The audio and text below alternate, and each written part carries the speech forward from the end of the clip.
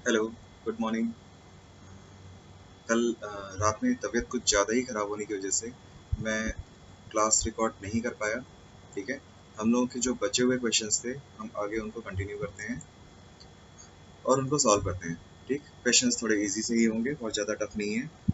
हालांकि पूरी मैथमेटिक्स ही बहुत ज़्यादा टफ नहीं है, टफ बना रखा है हम लोगों ने, बहुत आसान है। चलिए इस क्वेश्चन को पढ़ते हैं। बोल रहा है एक कस्बे की जनसंख्या 1,26,900 है। कुल जनसंख्या का 4/9 पुरुष हैं। देखिए इस 4/9 पे काम करना है। 4/9 पुरुष हैं, ठीक है, अथवा शेष महिलाएं हैं। 50% पुरुष शादीशुदा हैं। शादीशुदा महिलाओं का प्रतिशत ज्ञात करें। ये पूछा गया है, शादीशुदा महिलाओं का प्रतिशत ज्ञात करें। ठीक है, चलिए अब आपसे क्या पूछा गया है, परसेंटेज। अच्छा, जब भी परसेंटेज पूछा जाए आपको दिए गए डेटा का कोई मतलब नहीं है। इस 1,26,900 की आपको जरूरत नहीं है। आपको काम किस पे करना है, 4/9 पे। कुल जनसंख्या का 4/9 पुरुष हैं। अच्छा, 4/9 पुरुष हैं, इसका मतलब टोटल 9 है। टोटल जनसंख्या कितनी है, 9। उसमें से 4 क्या है, मेल यानी पुरुष। तो बताइए फीमेल कितनी होंगी। क्वेश्चन में बच्चों की बात ही नहीं कही तो ये मान के चलेंगे कि बच्चे हैं ही नहीं। बच्चे हैं ही नहीं, तो महिलाएं कितनी हैं, 5। अच्छा, इस 5 में कितने शादीशुदा हैं, 50%। 50% कितना हो गया, 2। 50% कितना होने वाला है, 2। आपसे बोला गया है पुरुषों का 50% शादीशुदा है। पुरुष हैं कितने हमारे हिसाब से, 4, और 4 का 50% होता है 2। अगर 2 पुरुष शादीशुदा हैं तो महिलाएं भी कितनी शादीशुदा होंगी, 2। ये मान के चलना है कि एक पुरुष की शादी एक महिला से हुई। टोटल महिलाएं कितनी हैं, 5, और पुरुष उनमें से शादीशुदा कितनी है, 2। तो परसेंटेज निकालने के लिए हमें क्या करना पड़ेगा, 2 महिलाएं शादीशुदा हैं 5 में से, परसेंटेज निकालने के लिए इंटू 100% करेंगे। आपको पता है 1/5 की परसेंटेज वैल्यू कितनी होती है, 20%। तो 2/5 की परसेंटेज वैल्यू कितनी होगी, 40%। और 40% ही इस क्वेश्चन का करेक्ट आंसर है। इस क्वेश्चन का करेक्ट आंसर कितना होने वाला है, 40%। क्लियर है, सभी को समझ आ गया होगा।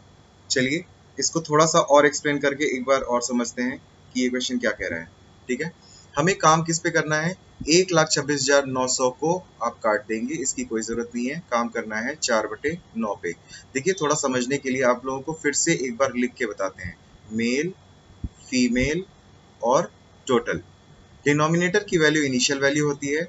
4/9 में अगर 4 मेल हैं और टोटल 9 है तो फीमेल कितनी, 5। इस 4 में से मेल मैरिड, मेल मैरिड शादीशुदा पुरुष अगर 50% हैं तो वो 50% कितने होंगे, 2। तो 2 ही महिलाएं भी शादीशुदा होंगी। आपसे पूछा गया है शादीशुदा महिलाओं का प्रतिशत ज्ञात करें, तो 2 की वैल्यू बतानी है 5 में से कितना परसेंट है, और 2/5 की परसेंटेज वैल्यू कितनी होती है, 40%। इस क्वेश्चन का करेक्ट आंसर होगा। ठीक है, एक और क्वेश्चन करते हैं बिल्कुल इसी टाइप का। आपसे पूछा गया एक कस्बे की जनसंख्या 48,62,102 है। 48,62,102 है, हालांकि सिटी लिखना चाहिए था। ठीक है, कुल जनसंख्या का 18/31 पुरुष हैं अथवा शेष महिलाएं हैं। 16.66% पुरुष शादीशुदा हैं। शादीशुदा महिलाओं का प्रतिशत ज्ञात करिए। क्या इस क्वेश्चन और उस क्वेश्चन में कोई डिफरेंस है, बिल्कुल नहीं, सिर्फ डेटा चेंज है। तो आपके इस डेटा की कोई मतलब नहीं, फ्रैक्शन पे काम करेंगे। 18/31, 18/31 में 18 अगर मेल हैं तो टोटल कितने हैं, 31। तो आप बताइए यहाँ से फीमेल कितनी आ जाएंगी, फीमेल कितनी आ जाएंगी। तो 31 में से 18 घटा दीजिए तो कितना आएगा, 13। हमारे हिसाब से फीमेल की संख्या टोटल फीमेल ही 13 निकली। अगर मेल 18 हैं तो मेल मैरिड कितने होंगे, तो आप मेल मैरिड निकालेंगे तो 16.66% को रेशियो में चेंज करेंगे तो कितना आएगा, 1/6। तो 18 का 1/6 कितना आने वाला है, 3।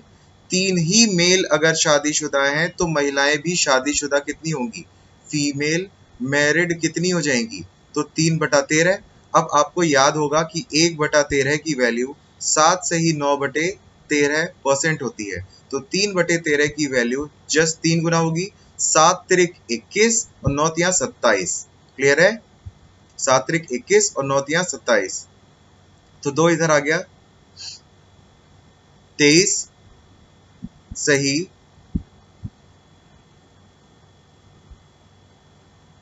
1/13%। ये कितना आ गया? 23 सही 1/13%। क्लियर हुआ? समझ में आया सभी को? देखिए फिर से बता दे रहे हैं, अगर 7 सही 9/13% को आप 3 गुना करेंगे, आप इसका 3 गुना करेंगे तो 7 त्रिक 21 आएगा और 9 तियां 27 आएगा। 27/13% ये आएगा। लेकिन 27/13 को थोड़ा सा और सिंप्लीफाई करेंगे तो 13 दूनी 26 और 26 में 27 में से 26 गया, कितना बचा? 1, तो यही 1 लिखा है और 2 इधर चला जाएगा तो 21 और 2 कितना आ गया? 23। तो 23 सही 1/13% इस क्वेश्चन का करेक्ट आंसर होगा। ठीक है, अब नेक्स्ट क्वेश्चन करते हैं। किसी शहर की जनसंख्या 50,000 है तथा उसमें वार्षिक वृद्धि दर 10% है, तो 3 वर्षों बाद शहर की जनसंख्या क्या होगी?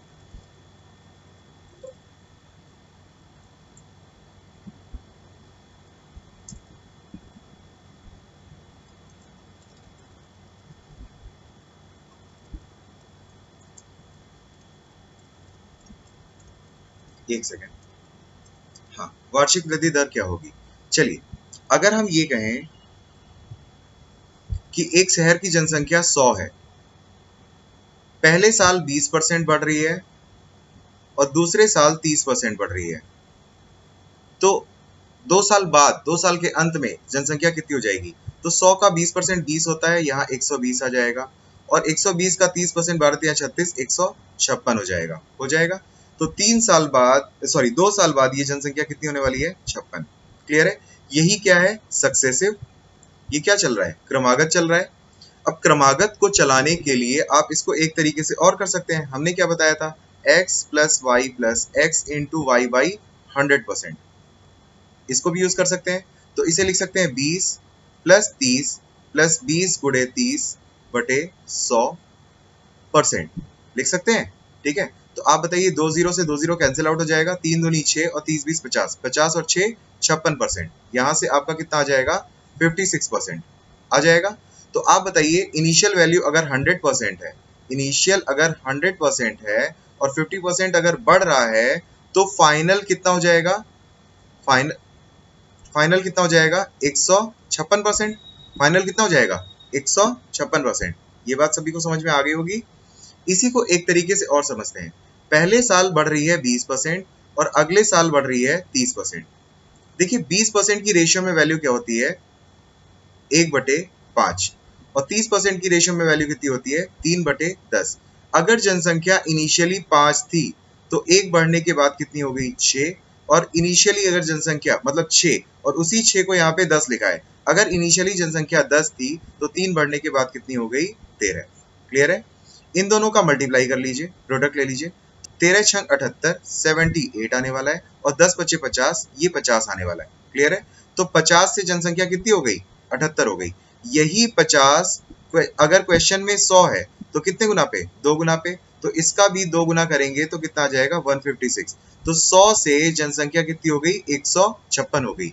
रेशियो मेथड क्लियर हुआ? ये बात आपको समझ में आ गई होगी। रेशियो मेथड आपको थोड़ा सा क्लियर हुआ होगा। ठीक है, अब चलिए इस क्वेश्चन पे आते हैं। एक शहर की जनसंख्या इनिशियली आरंभ में 50,000 है तथा उसमें वार्षिक वृद्धि दर 10% है। इस 10% की रेशियो में वैल्यू कितनी है? 1/10। वार्षिक वृद्धि दर मतलब हर वर्ष 10% बढ़ रही है, तो मतलब 1/10 बढ़ रही है।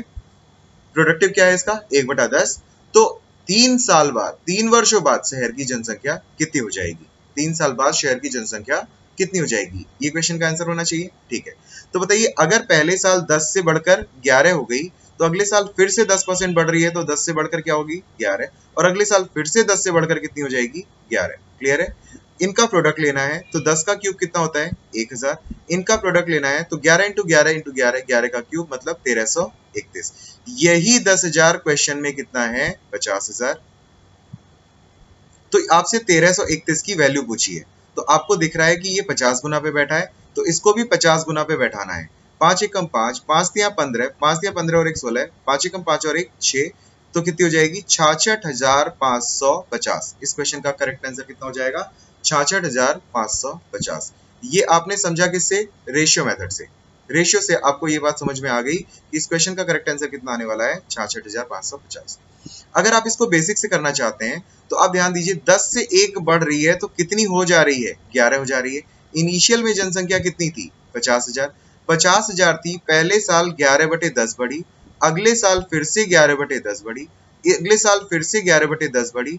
आपने देखा 3 जीरो से 3 जीरो कैंसिल आउट हो जाएंगे। अब यहाँ पे भी 50 का मल्टीप्लाई 1331, इसका मल्टीप्लाई करेंगे तो ये 1331 आएगा। और आपके क्वेश्चन का करेक्ट आंसर यहाँ से भी कितना आएगा? 66,550। लेकिन ये क्या हो गया आपका? बेसिक। अगर थोड़ी टिपिकल वैल्यूज आ जाएं तो देखिए, आना आपको सब कुछ चाहिए, बेसिक भी आना चाहिए, आपको रेशियो भी आना चाहिए, आपको सक्सेसिव भी आना चाहिए। सक्सेसिव का फॉर्मूला मतलब x + y + x × y/100। Clear है? चलिए उसको भी एक बार सीख लेते हैं, उससे भी कैसे करते हैं हम वो भी बता देते हैं। देखिए, पहले साल 10% बढ़ रही है, अगले साल फिर से 10% बढ़ रही है, और अगले साल फिर से 10% बढ़ रही है। क्लियर है? तो हमने क्या बताया था? x + y + x × y/100%। लेकिन यहाँ तो देखा हमने दो ही वैल्यूज कैलकुलेट हो पा रही हैं, एक 10%, 10%, फिर तीसरा वाला बच जाएगा। तो जो रिजल्टेंट आएगा उसके साथ फिर तीसरे को इसी फॉर्मूले पे पुट कर लेंगे। तो चलिए इसको पुट कर लेते हैं। 10 + 10 + 10 × 10/100, यहाँ से आ गया आपका 21%। यहाँ से कितना आ गया आपका? 21%। अब ये 21%, आप ये कह सकते हैं कि पहले साल 21% बढ़ रही है और दूसरे साल फिर से 10% बढ़ रही है। अब इसका सक्सेसिव क्या होगा? तो फिर से हम इसी फॉर्मूले पे वैल्यूज को पुट करते हैं। तो ये कितना आ जाएगा? 21 + 10 + 21 × 10/100% आ जाएगा। क्लियर है? यहाँ से ये कैंसिल आउट करेंगे तो ये कितना आएगा? 2.1। 21 और 10, 31 और 2, 31.5। ये कितना आ गया? 31, सॉरी एक सेकेंड, इसको थोड़ा सा क्लियर करें, गलत लिख दिया। तो यहां से कितना आ गया? 33.1%। ओवरऑल कितनी बढ़ रही है? 33.1%।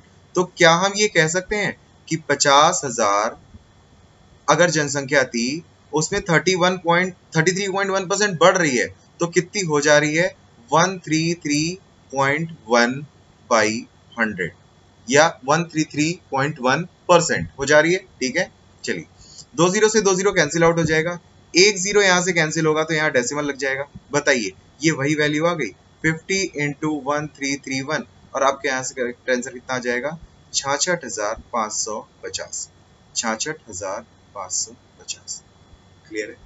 ये आपके क्वेश्चन को करने के 3 से 4 जो भी तरीके आपने सीखे, ये था। सक्सेसिव में ये सारे ही तरीके आपके काम में आने वाले हैं। ठीक है? अगर आपके लिए कोई क्वेश्चन को सॉल्व करने का जो बेस्ट मेथड होगा तो हम आपको वही प्रोवाइड करेंगे। कोशिश करिएगा उन चीजों को एग्जाम में अप्लाई भी करें। ठीक? एक देश में निश्चित समय पर जनगणना के अनुसार 100 पुरुषों पर स्त्रियों की संख्या 120 है। तो इस क्वेश्चन को यहाँ पे लिखते हैं। कहाँ गया? हाँ, पुरुष स्त्रियां। अच्छा, एक कस्बे में या एक देश की बात कर रहे हैं तो कुल जनसंख्या को भी काउंट करना पड़ेगा, क्योंकि कुल जनसंख्या की भी वृद्धि दर यहाँ पे दे रखी है। 100 पुरुषों पर 120 स्त्रियां हैं, तो टोटल जनसंख्या कितने पे काउंट हो रही है? 220 पे काउंट हो रही है। अगले जनगणना वर्ष में कुल जनसंख्या में 5% की वृद्धि होती है। आप बताइए, कुल जनसंख्या में 5% बढ़ रहा है, 10% 22 होता है, 5% कितना होगा? 11। तो ये कितना आ जाएगा? 231। ठीक है? स्त्रियों की जनसंख्या में 10% की वृद्धि हो रही है। अगर 10% की वैल्यू 12 है तो बढ़कर कितनी होने वाली है? 132। कितनी होने वाली है? 132। तो यहाँ पे एक की कमी आ रही है। यहाँ पे कितनी कमी आ रही है? एक की, क्योंकि ये कितना होने वाला है? 99। 99 + 132 जोड़ेंगे तो 231 आएगा। तो कितने की कमी आ गई? एक की। अच्छा, एक की कमी आई कितने पे? 100 पे। वृद्धि या कमी लिखिए, कुल जनसंख्या में कितने प्रतिशत की वृद्धि या कमी हुई? तो 1% की। यहाँ आ रहा है आंसर क्या? कमी हुई। तो 1% की कमी, आंसर क्या आएगा? 1% की कमी। एक की कमी 100 पे परसेंटेज निकालने के लिए इंटू 100% से मल्टीप्लाई करते हैं, तो आंसर क्या आएगा? 1% की कमी। इस क्वेश्चन का करेक्ट आंसर होगा। क्लियर है? एक कस्बे की जनसंख्या में पहले वर्ष 16.66% की वृद्धि हो रही है। अच्छा देखिए, अब ये क्वेश्चन बड़ा आसान सा ही है, सिंपल वैसा ही क्वेश्चन है। 16.67 या 66% की रेशियो में वैल्यू 1/6 होती है।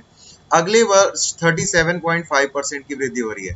37.5% की वैल्यू अब तो आपको याद हो गई होगी, 3/8 होती है, कमी हो रही है, ठीक है। और फिर तीसरे वर्ष 57.128% यानी 57:1/7% की वृद्धि हो रही है।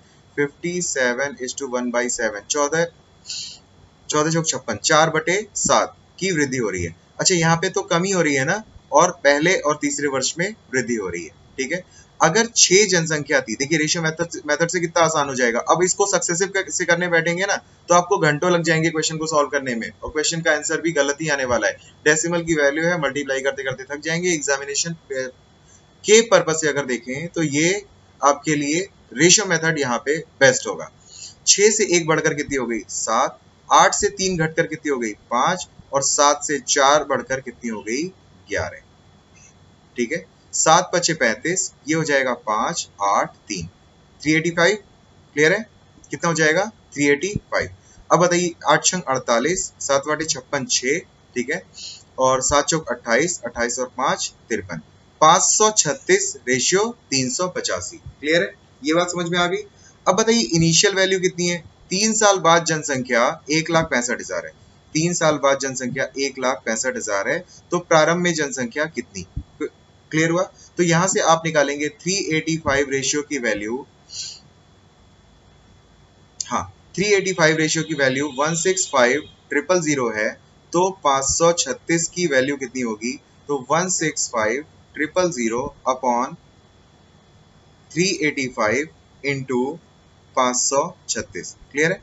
ये आपके क्वेश्चन का करेक्ट आंसर होगा, ठीक है। अच्छा, आप लोग ये सोच रहे होंगे ये हमने सॉल्व क्यों नहीं किया? सॉल्व तो आप लोग भी कर लेंगे, सॉल्व हम भी कर लेंगे, ठीक है। बट यहाँ पे थोड़ा सा कैलकुलेटिव लग रहा है, थोड़ा सा तो कैलकुलेटिव लग रहा होगा। देखिए इस कैलकुलेशन को अब हम फिर से आसान, थोड़ा सा आसान बनाने वाले हैं। देखिएगा कैसे। आपका आंसर जो आने वाला है वही आएगा, ठीक है। खुद अभी इसको कैलकुलेट करना हो तो खुद से भी कर सकते हैं। अब आपको थोड़ी सी एक और इम्पोर्टेंट चीज बता रहे हैं। देखिए ध्यान दीजिए, हमने इसका मल्टीप्लाई किया, इसका मल्टीप्लाई किया, तो हमने इनिशियल से फाइनल, प्रारंभ से अंत का रेशियो मिलता है। पहले साल के शुरुआत से तीसरे साल के अंत का रेशियो मिल जाएगा, ठीक है। हम कह रहे हैं रेशियो को बनाने के लिए 7 से 7 काट लीजिए, 7 से 7 काट लीजिए। अब कितना हो गया? 11 × 5 = 55 और 8 × 48। अब ये 55 की वैल्यू जो है 1,65,000 दे रखी है। क्लियर है? दे रखी है। तो ध्यान दीजिए, 11 से काटेंगे, 11 से काटेंगे तो 11 से एक बार में, फिर 5 बार में। क्लियर है? और 5 से काटेंगे तो 30 बार में। तो ये कितना आ जाएगा? 30,000, 3,000। अब इसी को 3,000 गुना पे बैठाएंगे तो आपकी इनिशियल वैल्यू आ जाएगी 8 × 24 और 4 × 12, 13, 14, 1,44,000 इस क्वेश्चन का करेक्ट आंसर होगा। 1,44,000 इस क्वेश्चन का करेक्ट आंसर होगा। ये बात कितने लोगों को समझ में आई? आई थिंक समझ में आ गई होगी, ठीक है। जैसे बात समझिएगा, अगर आपसे कोई कहता है कि पहले वर्ष जनसंख्या 16.67% से बढ़ जाती है, 667% से बढ़ जाती है, दूसरे वर्ष 14.14:2/7% से बढ़ जाती है, और तीसरे साल 12.5% से बढ़ जाती है, तो इनिशियल से फाइनल का रेशियो ज्ञात करें। तो पहले साल 1/6 है, बढ़ रही है, दूसरे साल 1/7 बढ़ रही है, और तीसरे साल 1/8 बढ़ रही है। तो 6 से 1 बढ़कर कितनी हो गई? 7, 7 से 1 बढ़कर कितनी होगी? 8, 8 से 1 बढ़कर कितनी हो गई? 9। क्लियर है? हम 7, 8, 9 का मल्टीप्लाई करेंगे, 6, 7, 8 का मल्टीप्लाई करेंगे। अच्छा, हमें इनिशियल से फाइनल का रेशियो बताना है ना, हमें एग्जैक्ट वैल्यू थोड़ी बतानी है मल्टीप्लाई करके। तो 7 से 7 काट लिया, 8 से 8 काट लिया, 2 से ये 3 बार में, और 3 से ये 2 बार में, और 3 से ये 3 बार में। तो इनिशियल से फाइनल का जो रेशियो आएगा वो कितना आएगा? 2:3। हम यही आपको समझाना चाह रहे हैं कि जब भी रेशियो की बात हो तो रेशियो में एचसीएफ को काट लीजिए। हमने कहा था रेशियो में किन्हीं भी वैल्यूज का मल्टीप्लाई करने पे रेशियो पे कोई फर्क नहीं पड़ता है। इस वजह से रेशियो को काट के, इन वैल्यूज को काट के हमने छोटा बना लिया। अब इस 3 और 2 को मल्टीपल करने में आसान हो जाएगा। जैसे 385 वैल्यू से डिवाइड करने में आसान था, या 55 से, तो 55 से मल्टीप्लाई करने में या डिवाइड करने में ज्यादा आसान है। क्लियर है? ये बात समझ में आ गई?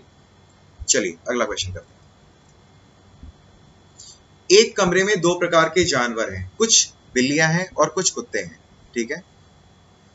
कुछ क्या है? कैट्स, और कुछ क्या है? डॉग्स। अब देखिए ऐसा मत सोचिएगा हमने इंग्लिश में लिख दिया, कैट्स और डॉग सब जानते हैं, ठीक है। प्रत्येक बिल्ली 7 बिस्किट खाती है और प्रत्येक कुत्ता 9 बिस्किट खाता है। प्रत्येक कुत्ता कितने बिस्किट खाता है? 9 बिस्किट खाता है। यदि कुल 45 जानवरों द्वारा कुल 355 बिस्किट खाए गए तो कुत्ते और बिल्लियों की संख्या ज्ञात करें। अब आपको याद आ रहा होगा, हमने आपको एक डेविएशन मेथड बताया था, ठीक है, स्प्लिट मेथड बताया था। अगर कैट 7 बिस्किट खाती है तो डॉग 7 + 2 9 बिस्किट खाता होगा। अगर ये मान लें कि सभी जानवर, चाहे वो कुत्ते हो चाहे बिल्लियां हो, सभी जानवर अगर 7 बिस्किट खाते हैं और कुल उस कमरे में कुल 45 जानवर हैं, तो 7 के हिसाब से कुल कितने बिस्किट खा लिए गए? 7 × 5 = 35, 7 × 4 = 28, 29, 30, 31, 315 बिस्किट खा लिए गए। कितने बिस्किट खा लिए गए? 315। लेकिन उस कमरे में बिस्किट हैं कितने? 355। तो बताइए कितने बिस्किट बच गए? 40। कितने बिस्किट बच गए? अभी भी 40 बिस्किट बच गए। अच्छा बताइए, ये 40 बिस्किट किसने खाए होंगे? जो ज्यादा बिस्किट खा रहा है, जो ज्यादा बिस्किट खा रहा है। और ज्यादा कौन खा रहा है? एक्स्ट्रा कौन खा रहा है? तो डॉग खा रहा है। तो हर एक डॉग 9 बिस्किट खाता है, हर एक डॉग 2 एक्स्ट्रा बिस्किट खाता है। तो अगर 2 एक्स्ट्रा बिस्किट खाता है और 40 एक्स्ट्रा बिस्किट हैं, तो आप ये बता सकते हैं कि 2 से 40 को डिवाइड करेंगे तो कितना आएगा? 20। अगर हर एक डॉग 2 बिस्किट एक्स्ट्रा खाता है और टोटल 40 बिस्किट एक्स्ट्रा खाए गए, तो डॉग्स की संख्या कितनी निकल गई? 40/2 20। तो कैट्स की संख्या कितनी निकल जाएगी? यहाँ से टोटल 45 है, 25। और अगर आपसे पूछा गया है कुत्ते और बिल्लियों की संख्या ज्ञात करें, तो आंसर होगा 20, 25। कुत्ते और बिल्लियों की संख्या का रेशियो पूछा जाए या कुत्ते और बिल्लियों की संख्या पूछी जाए, तो आंसर क्या होगा? 20, 25। ठीक है, अगला क्वेश्चन करते हैं। एक व्यक्ति के पास कुछ मुर्गियां और कुछ बकरियां हैं। जब सिरों को गिना गया तो 200 पाए गए। हेड्स, नंबर ऑफ हेड्स 200 और लेग्स, ये टोटल लिख रहे हैं 560।